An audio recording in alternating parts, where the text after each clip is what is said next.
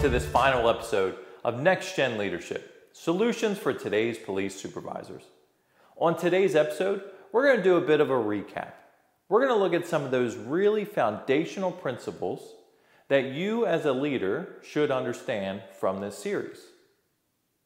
My name is Reid, and not only will I be your host today, but I'm also a 15-year police veteran and the founder of Reid Training Solutions, a training and coaching company specifically designed to elevate and empower leaders like yourself. So over the course of the last 9 episodes, we've covered a lot of different topics. Everything from emotional intelligence to resilience, to looking at focus of attention during investigations and health and wellness. Leadership doesn't have to be that complicated though. We went over a lot of really great theories and philosophies and different principles that apply to leadership, but at the end of the day, leadership doesn't have to be overcomplicated. Here's what I'll tell you.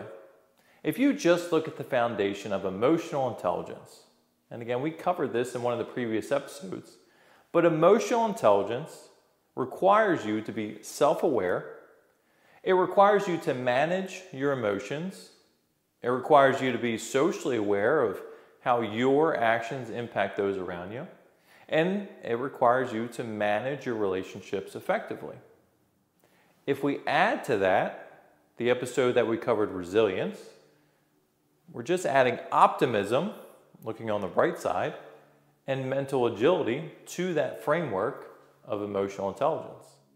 Those two frameworks, emotional intelligence and resilience, not to say that all the different theories and philosophies and principles we covered aren't important, but just those two are going to get you 98% of the way there to being a great and effective leader. At the end of the day, leadership is nothing more than being able to positively influence a group of other people and then adding value to that group. So how can you do that?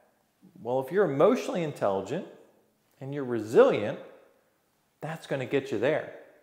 And then you can really start to fine-tune things at the end. But if you want to be a really high-level, effective, and great leader, you're going to first have to be emotionally intelligent. Then you're going to have to work on your resilience, and then you can start fine-tuning the little things.